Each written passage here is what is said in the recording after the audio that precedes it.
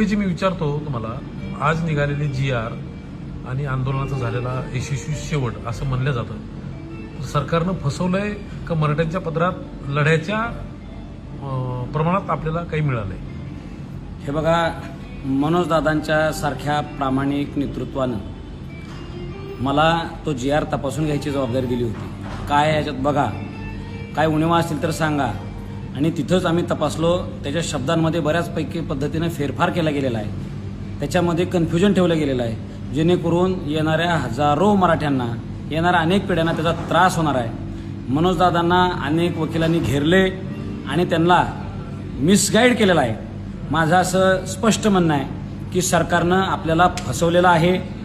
मनोजदादांनी अजूनही संयम बाळगावा. आम्ही त्यांच्या नेतृत्वात लढायला आजही तयार आहोत. ते आमच्यासाठी दैवत आहे.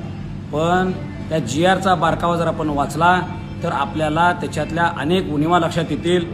हा GR कोणाला लाभाला मिळू शकतो? ज्यांच्या नोंदी कुणबी मराठा कुणबी किंवा कुणबी मराठा अशा असतील, अशा लोकांना त्याचा लाभ होईल. बरं, मग ह्यात वेगळं काय आहे? शिंदे समितीनं तर ते आधीच शोधलेलं आहे. बरं, अजून सोप्या भाषेत सांगतो, ज्या ज्या लोकांना शिंदे समितीच्या माध्यमातून नोंदी मिळालेल्या आहेत त्यांनाच तेवढा ह्यातला फायदा होणार आहे. दुसरी गोष्ट सांगतो, ज्या गावांमध्ये मराठा समाजाला नोंदच सापडलेली नाही अशाला अजिबात काही लाभ होणार नाही. आम्ही असाच ग्रह करत होतो, समजत होतो की हैदराबाद गॅझेटियर लागू करणं म्हणजेच तिथले सगळे मराठे कुणबी आहेत किंवा मराठा कुणबी आहेत किंवा कुणबी मराठा आहेत असं त्याच्यामध्ये कुठेही स्पष्टता नाही. आणि हैदराबाद गॅझेटियरच्या बाबतीत अनेक कायदेतज्ञांनी माझ्याशी चर्चा केलेली आहे. ह्या GRला सुद्धा चॅलेंज करता येईल. ह्याच्यातनं मराठ्यांच्या हातात पदरात काही मिळालेलं नाही. माझ्या दादांना ही विनंती आहे. दादांना मी हे सत्य सांगत असताना त्यांच्या जवळच्या लोकांनी मला थोडंसं दूर केलं, नंतर दादाने सुद्धा मला थोडंसं दूर केलं. पण जे त्यांनी जर माझ्यावर जबाबदारी दिलेली असेल तर एक छत्रपतींचा मावळा म्हणून, एक खानदानी मराठा म्हणून सत्य सांगायचं धाडस मी दादांना तिथं केलं. भलेही माझी गोष्ट आत्ता त्यांना मान्य झाली नाही, पण त्यांना एक लक्षातही आलेलं आहे की योगेश केदार काहीतरी म्हणते म्हणजे त्यात खरं आहे. आणि आत्ता मनोजदादांची प्रकृती आमच्यासाठी फार महत्त्वाची होती, म्हणून समाजाला सुद्धा समजून घ्यावं लागणार आहे. परत एकदा आपल्याला लढायची तयारी ठेवावी लागणार आहे.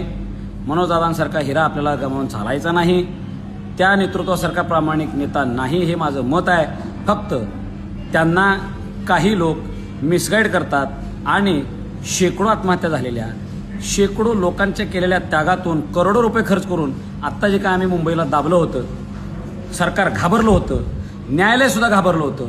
अशा स्थितीत आम्हाला सगळ्या ज्याचा मराठा शब्द आहे त्याला दाखला देण्याची संधी होती. ती संधी सरकारनं आमच्याकडनं हिरावून घेतली. आज मराठा समाजाला मला माफ करा की माझा आवाज कमी पडला आणि सत्य सांगून ऐकून घेण्याची कोणाची तयारी राहिली नाही. मला मराठ्यांनी माफ करावं आणि आपण या सरकारसोबत सत्य जे आहे ते सरकारला सांगू आणि त्यांच्यासोबत भांडत राहू. जय शिवराय. छत्रपती शिवाजी महाराज की जय.